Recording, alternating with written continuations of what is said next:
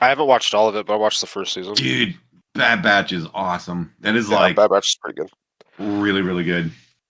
I'm gonna start Underworld soon too. You haven't watched those yet? That one just came out recently. The new animated series. Oh, I haven't seen that. A dog It's supposed to be like streaming Cad Microsoft Bane, Flight Simulator 2024 but not Cad Bane. 56 OG training DCS. If you know what I mean. Cad Bane, but not Cad Bane. Yeah. It's Cad Bane oriented. Like there's a guy who's like, I think it's like Cad Bane's cousin or something. I don't know. Hey, Black, can you send Blue a note and see if he's joining us? Because he signed up for it. And I don't want to get started. And I know Spy Balloon signed up, but Spy Balloon is currently in training with the checkmates in the other squadron. He was one of the ones who went away, by the way, when I asked. No, it looks like training's over. So maybe he is coming. Maybe I'll shoot him a note real quick. Bing. What's up? Sweet. Fifi is perfect for this. Fifi, you guys are done with training under the 211, right? Yeah, dude, SA10 good. Single pass with Spy. Pass. Hey, speaking of, can you shoot Spy a note real quick and see if he's joining? Because he signed up for the air-to-air training tonight. I think he went to bed. He was getting to bed. I'm not sure. Yeah, we'll leave him. He likes to sign. He likes to sign up for everything just to do it. But hey, dude, Spy is one of the bros now. Like single. Well, Spy's good. It's amazing. It's amazing what happens when you actually teach somebody like some content instead of, hey, this is how you talk on a radio. Like we literally sat down into the brief. Like I can even pull up the brief for what we did. Well, you saw it. I literally pulled up the brief and I was like, this is what we do. We split 2 angles. First guy to get shot at shoots a harm. Second guy drives in and does what he can, and then you just rinse repeat until you kill it. And dude, we did it in a single pass. Like that's awesome. Oh yeah. Was he the shooter or the killer? He was the shooter. What's your guys' lead weapons? 2 harms, 4x GP38. The only thing you need, the 38 and a decoy somewhere. Yeah. And I mean, you can replace the harm with Towel. You can use J-Sal. You can use a wingman. I mean, you just need an idiot to get shot at. And that could be computerized or person. So what I like about the harms is that like they get shot at anyways, and then like if the harm makes it through, it kills something. Like that's the way I look at it. Yeah. Yeah. So like we came in, he shot the harm. Like he got engaged first, right? He shot the harm, and so of course the SA-10 was engaging him and that harm. It threw out like 4 or 5 missiles at him. That's awesome. He defended those. I shot a harm right after. I shot the platform. The platform stood right. It didn't. You guys didn't shack it. Let's say that time. Yeah, I didn't shack the platform. Okay. And then I shot a harm basically like right at the same time, and my harm actually hit the big bird.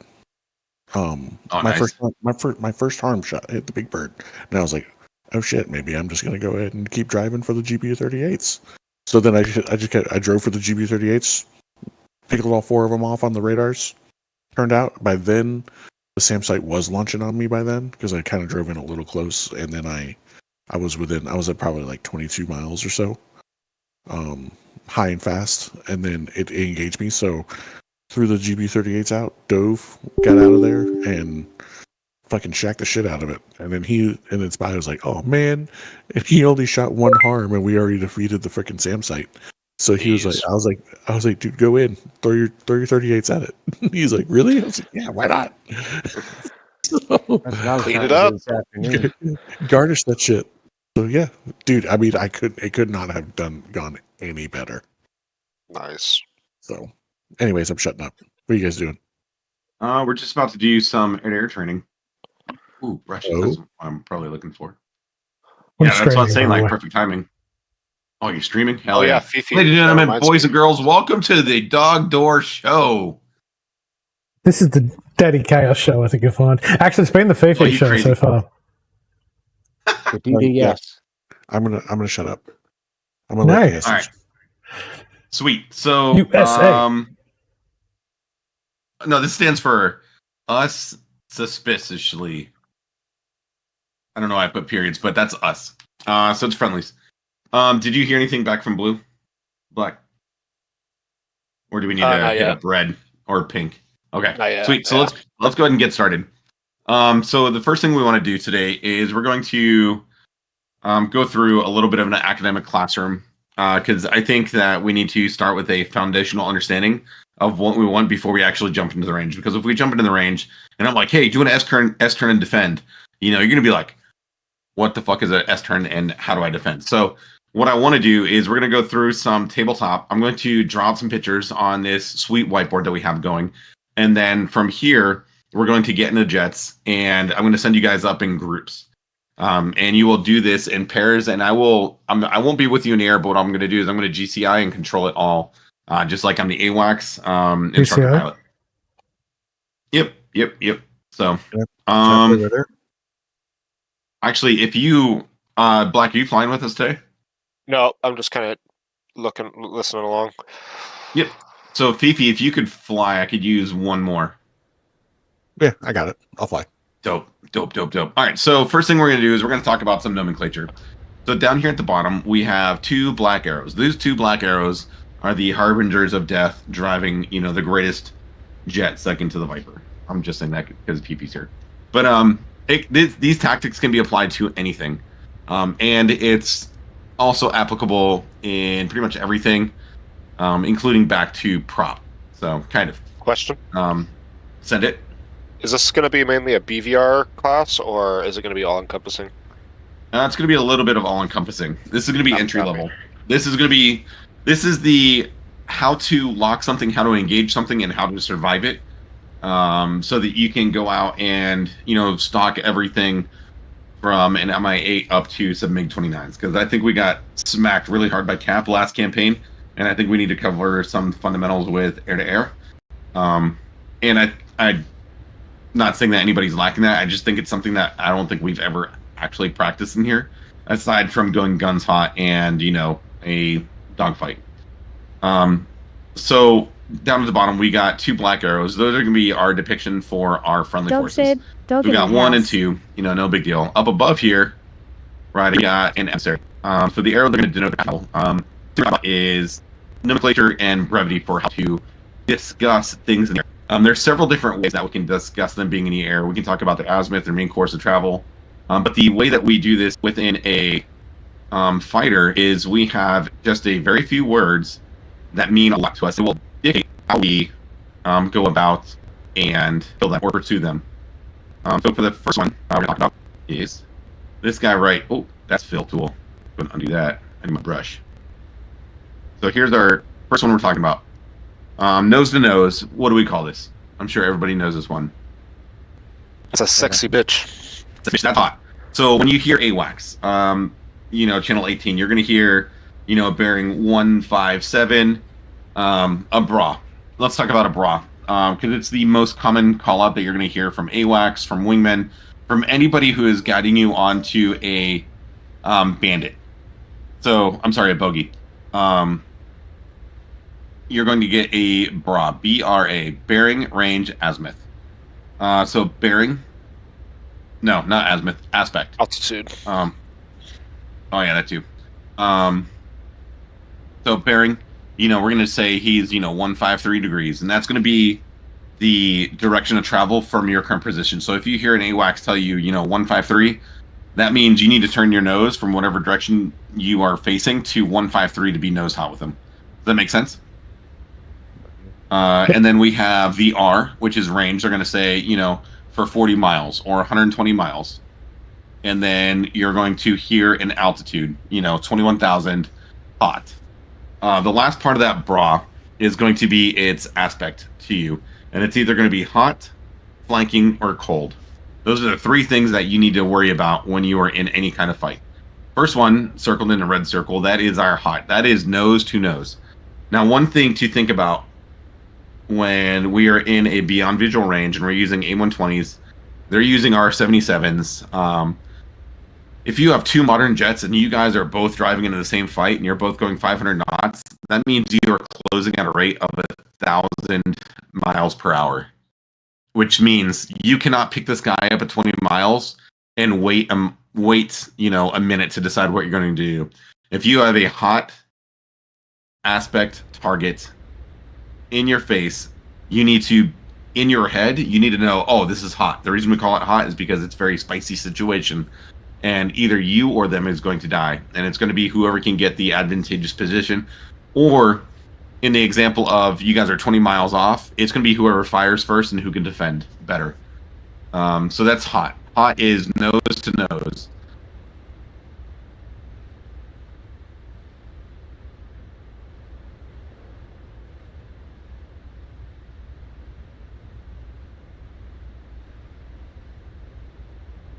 And if you remember one thing about hot, just remember you guys can be closing at 1,000 miles per hour, which means that fight is going to develop wicked fast.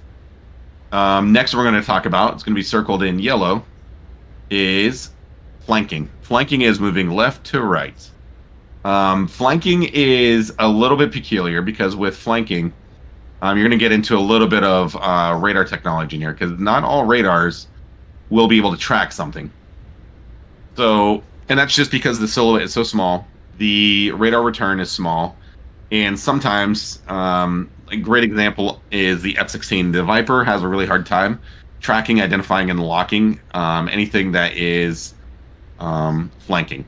So if you are in your F-18, you get your bearing, range, azimuth, and you hear flanking, what you're going to do is you're going to turn your nose on to investigate, and you're going to be attentive to your radar, because you may have it one track, and the next time that radar pulses across the screen, you may not see it again.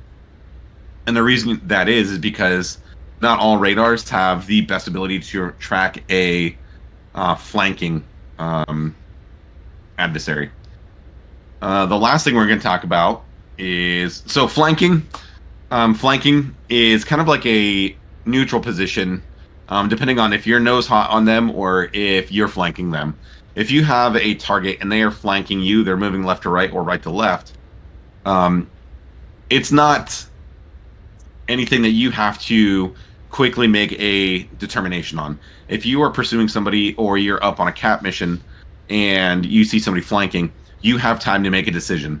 You have time for you and your wingman to set up a cap. You have time to set up a kill shot. You have time to look at the area, see if there's any situational exclamation points in the area, like a SAM system, that you need to consider into your decision-making process. This would be like the second, if we were to put precedence on these, the number one thing that we need to learn is going to be how to engage a hot aspect. Because that is the least amount of time that we're going to have to prepare for a fight or decide how we're going to fight it. The second amount of time that you're going to have for deciding on what to do is going to be the flanking. So if you have somebody moving laterally to you, lots of time. You have, in this situation, the way you have on the board, you have the advantage because you're the one driving in nose hot on them. Because maybe, remember how radar works. These guys are tracking their own radar out here. So they may be even completely blind to you. Where'd my cursor go? Man, paint sucks. And then this guy's running radar out here. So they may even be blind to us. Whereas with the red guy, where's the red guy's radar facing? He sees us.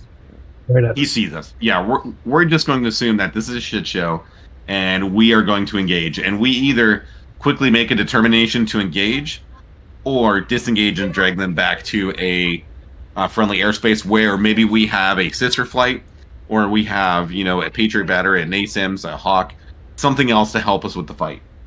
But if you are within 20 miles, like I was saying earlier, anytime you get into this range of 20 miles or less, you are in the fight.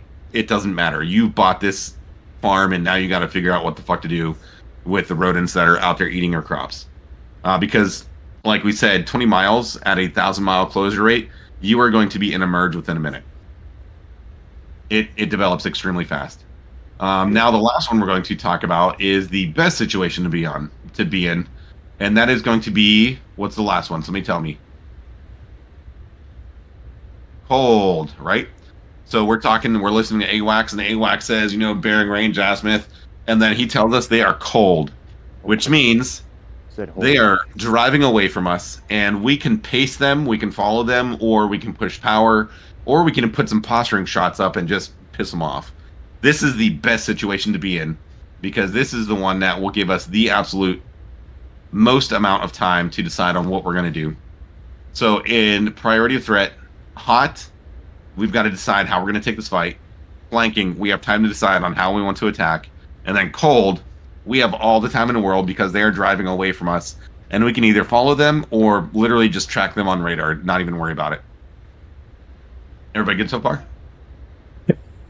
Got it. Wheat. I'll be right back. I'm going to get dessert. Keep teaching. Hell yeah. Alright, so now let's talk about how and when we're going to use our weapons. I'm going to put a little star out here. We're going to pretend that this is our example of using a AIM-120 Charlie, a AMRAAM, our favorite little missile. Oh, we don't want a star. Silly Willy. These things. So AMRAAMs. The AMRAAM is a Fox 3 weapon system. I know everybody has heard this on every channel, every flight. You know, you hear Fox 1, Fox 2, Fox 3. What those are. Fox 1 is a air-to-air weapon system that is completely and solely guided by the radar of the friendly aircraft. So in this situation, dang, I need to get better. So in this situation, if we're talking about a Fox 1, and say we're using our radar down here, which we can do inside of a F-18, and we want to fire a Fox 1, which is like a Phoenix missile. Hold on. Not Phoenix. Phoenix. Phoenix. Yeah, not Phoenix. What is it? It's the Sparrow. And There we go. So, it's called a semi-active radar missile. So basically, it has a radar receiver in the nose, and it uses the radar signal from the aircraft, and it's guided in by that. All right, sorry. So if you- I'm actually going to get my dessert now. so if you think about it, the Phoenix or a Fox 1, why do I keep saying Phoenix? The Sparrow. We can carry those, and this is something that you'd use in a Cold War situation. But this is also how our Fox 3s start its life. They start out semi-active, guided. The way this works is our radar system inside of our F-18 is going to go out. It sees this guy, and it's like, oh my gosh, there's a bad guy right here. And what it's going to do is it's going to dome its radar, or it's going to give, it's going to be the donor system for the Phoenix to go and fire against this bad guy up here. Sparrow. Yep, Sparrow. So the reason that is important is if we turn off and we make our F-18 turn 90 degrees to the left, we will trash our radar shot, right? We won't be tracking them by radar anymore. True statement. And so if we are in that Fox 1 situation and we turn off and we no longer maintain a lock, we just trashed our shot, which is okay. If you're Fox 1, just always keep it back of your head, you maintain lock to get the kill. And we have... So that's the question. So they're completely guided by our aircraft weapon systems. Think of Fox 1 as an extension of our system. So the Sidewinder, and there's a lot of Sidewinders. Sidewinder, OG Sidewinder 8 up until the AIM-9X, which is amazing. That's God's gift to a Sidewinder. I'm going to make this a little star like this. Back into the station. Is not guided at all by our radar systems. Now you can use our onboard radar systems, and you can lock target. And if you have a Fox 2 selected, it will tell the seeker to start looking. But the moment you fire that weapon, it has an arming time of like 2 milliseconds. As soon as it's off the rail, it's going to begin looking. The weapon system is going to begin looking for a heat source. And usually, depending on the generation, it has anywhere between like a 25 degree and a 40 degree field of view. And what it's doing is this weapon system down here is going to be looking for a hot source. I'm going to put this up here just to remind us for something later. So depending on the generation of the Fox 2 that you're running, you are not going to be able to do a hot aspect shot on it. Why is that? Because if we fire a AIM-9 and it's looking for a heat signature and they are nose hot on us, is that weapon system, is the seeker actually going to see the heat of the engine and track on it? Negative. Probably not. Yeah, so not at all. I think the Blackbird knows this better, but I think the Lima is the first all-aspect AIM-9. Uh, Or is it the Mike? I think it's either the Lima or the Juliet. I think it's the Lima. Yeah. So it's somewhere mid-series. When it comes to letters and weapon systems, grab the ones that are later in the alphabet because those are the most technologically advanced ones. So if we're flying along, and we have target number 1, and we have target number 2 over here, and we fire off a Fox 2, and Fox 2 is only looking for a heat signature, which of these two targets, do we think it will see and track first, 1 or 2? Absolutely 2, because it has a brighter, hotter signature. It is literally just an infrared seeker attached to a gimbal, and it's saying, where's the heat? One thing to think about is, what is a big hot thing that floats in the sky? The sun. The beautiful sun. So if you have an adversary, and he is flying with his back to the sun, and he's like right here, and you go shoot on him, all this guy has to do is fly away from the sun, pop a couple flares, and turn his engine down, and he's going to defeat that missile all day. Let's talk about countermeasures for a Fox 2. What do we have on our jet that can distract the seeker of a Fox 2? Fox 2 would be Flares. Flares. Flares. Yep, Fox 1 would be chef. So if you see something popping up, you see a missile, it's tracking you, but you're not getting any RWR warnings, because what does RWR stand for? It stands for Radar Warning Receiver. If you're fired on by a Fox 3 or a Fox 1, you're going to get a RWR warning indicator. But if you're fired on with a heat-seeking weapon system, you're not going to get any missile warning detection, because unless you're talking about the Kiowa, the H-64, the A-10, but all those things see is, it sees a missile being shot. Yeah, they have a passive IR missile detection system. But it's not necessarily looking for the weapon. It's looking for small, quick flashes. Launch signatures, Yep, launch signatures. So for defending against these things, what we do is we put out flares. And what you want to do is, this is a teamwork activity. When, say, Blackbird and I are flying along, and I see Blackbird get launched on by a Fox 2, I'm going to call out smoke in the air off your 6. And he's going to say, no RWR. I'm going to call out, all right, sweet, heater. Yeah. And I'm going to tell him, to start doing. What he's going to do is he's going to nose down. He's going to start dumping flares. And what you want to do is you want to dump flares in groups of 3 to 5 in really quick succession. And what that does is that creates a big bright object that you can see. And after you do that, you're going to turn off doing an S-turn. Either turning left, right, up, down, but left and right is best, while, setting to use gravity to go faster. You bring your engine back. Because what you want to do is you want to illuminate an area with that group of 3 to 5 flares. And what you want is for that IR-seeking warhead to see the flares and not your engine anymore. So you'll pop those 3 to 5 flares, and then pull your engine back, and that's when you're going to start doing an S-turn. And the reason we do that S-turn is to confuse the seeker with, what it's looking for. So if we're here, we do an S-turn here, we do an S-turn here, do an S-turn here. We are escaping because we got shot at from, where's my arrow? So we have a missile, tracking up behind us. We're going to, we're going to run away from it, because the best way to defeat any missile is to make it run out of energy. And it's very easy to make a weapon system run out of energy because it has a limited amount of fuel for that engine. And normally, for your air weapons, they will only run for like 5 to 10 seconds. That's why you often see them arc up into the sky, because what it's doing is it's tracking it. It's going to arc itself up to gather as much energy as it can by utilizing gravity later to pull it towards your target. Unless it's a beautiful, beautiful Sparrow, my favorite pursuit missile. Yeah, it's like a 25-second engine. Oh, no, it's like 30. So How do you know, what these are? How do you know what direction they come from? Can you see it on? You'll see it on your you'll see it on your RWR. Your RWR will give you a indicator as to where that missile is, and you just run away from it. And hopefully, you use a spot with your eyes. Yep, if you spot with your eyes and you use your teamwork.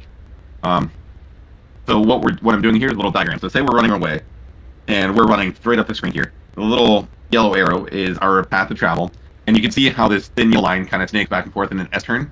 And then where these stars are, that's where we dump our flares. And you're going to dump your flare, wait a couple seconds, get more energy, and then dump a couple more flares, and then turn back in. Now, these are not very aggressive. It is not a, separating all the vapors off putting tip, making your pilot black out. This is a nice, smooth 3 to 5G turn where you're maintaining speed. Because you don't want to burn off your speed also. Because those weapon systems, after they launch, they have 5 to 10 seconds of energy being expended, and then they're following you they're tracking you with nothing but inertia. And so you start doing these S-turns, and what that does is it forces the weapon system to start turning left and right. And every time you move a control surface in any type of airborne vehicle, you bleed energy. So as you do these S-turns, and you're making that missile turn left and right, you're also hopefully distracting them, blinding them with the flares. You're burning its energy, you're bleeding its energy, and you're doing this in a nose-down attitude, so that you are gaining energy as you follow this, as you purposely drive towards the ground. And it's not like a nosedive. You're going like 30 degrees down to send it. If you go over to the 211 Discord, and pull up the attack view of me and Glue's SA-10 takedown. There were some really good kinetic missile defeats if you want to use those as examples. I don't have attack on this here. Oh, okay, never mind. You got a question? Since you've got your pictures up for where you dump your flares, would you show also where you might dump your chaff if it's a radar missile? So that is a great question. And guess what? It is the exact same. However, the difference between something that is pursuing us with infrared and something that's pursuing us with radar is we can't make our radar cross-section disappear by turning our engine off. So the advantage to defeating a radar-guided missile is we can be in burner the entire time, 30 degrees down, doing S-turns and maintaining 500 knots. Does that make sense? And I was always taught that dumping your chaff perpendicular to the missile/radar is advantageous than more advantageous than dumping it. Dump it in your turns. Dump it in where your S-turn is, because what it's doing, both an IR and both a radar weapon, what it is doing it's called a read section, where it is extrapolating your position and then it's predicting where you're going to be. So when you dump your chaff and flare in that turn and you turn back, first your goal is to distract it and say, "Ha, you can't see me anymore." But the second is to give a momentary break in tracking, so that if it does resume track on you, it has to do a more aggressive correction to get back to you. And when you have anything airborne and you make aggressive maneuvers, you lose that energy faster. Does that make sense? Yep. So science, bitch. Pocket sand. Yeah, pocket sand. It is. That's exactly what it is. It's pocket sand. It's What you're doing you're throwing stuff out to distract your adversary and that weapon system. And now for the S-turn legs, that's going to be completely up to you because I don't know what kind of terrain you're in. But you normally don't want to just go S-turn. You're going to S-turn, settle for 3 to 5 seconds. S-turn, settle for 3 to 5 seconds. Maintain that speed. And what you should do is before you start your turn, look and see where your speed is. If your speed's at 500 knots, do your S-turn. You may bleed down to like 420. And then once you reach that 500 again, that's when you dump your chaff or flare. And you do your next S-turn. And then, in that next S-turn, you may bleed back down to 420 again. And then once you hit that next 500 mark, that's where you bleed your chaff and flare again. And if you are any amount of reasonable distance, so I would say 10 to 25 miles, if you successfully put your go cold to a shot on you, and you put your nose down 30 degrees, you get some speed going, and you successfully execute 2 to 3 S-turns with either chaff or flare. And if you get nervous in a moment, put both out. It's not going to hurt. If you do 2 to 3 good S-turns, at that point, all you do is pull your nose up and you climb. Because at that point, you've made that missile correct 3 times already. It's dropped down into thick air, and it no longer has a engine source to give it more energy. It's only running off of what it has. It's a paper airplane with a warhead. And so what you do is you start to climb. And it's the same rule. Not super aggressive. You're not bending the wings. You're not making a black up. You're at 30 degrees, nose up, and you're going full burn, and you're climbing. Because what happens is that missile's going to keep trying to track you, but after those successful 2 to 3 S-turns, it no longer has an engine. It no longer has energy, and it can no longer pursue you aside from if you're below it. Does that make sense? And as a wingman, if PTI are flying, and I see his missile, and he starts to pull up, and the missile doesn't pull up, I just tell him, hey, you're clean, egress to the west, or whatever the case may be, or give me right-hand turn, recommit. Any questions on what we've covered so far? What does the 18's RWR look like when you have a missile on you? Does it depend on the type of missile? No, so you're going to see, it's a diamond, and it's going to have the weapon that's on you, or it'll just say M, and it'll be blinking. Yeah. Okay. So what ammo? M for missile. Is this on your actual RWR, or it can be on the EW as well? So the RWR and the EW is the exact same thing, they're just different screens. They both show you electronic warfare information. The RWR shows you the exact same stuff, and on the RWR, how you have those 3 concentric rings? Yep. The outermost ring is just what your RWR sees, your radar warning receiver. That second ring shows you what is tracking you, so you'll probably see like a Big Bird, Fan Song, Snowdrift, you'll see like 8-6, 15-19. And then that third concentric ring, that is a weapon system that is engaged in tracking you. And that's what you run away from. Anything inside that third concentric ring with that diamond around you, you put to your butt, you go as fast as you can, you start S-turning after a mile once you hit that speed, and you start dumping your countermeasures at that point. And when you say after you do your S-turns and your defensive maneuvers, will you see the missile drop off the radar when it breaks track, or your RWR stuff?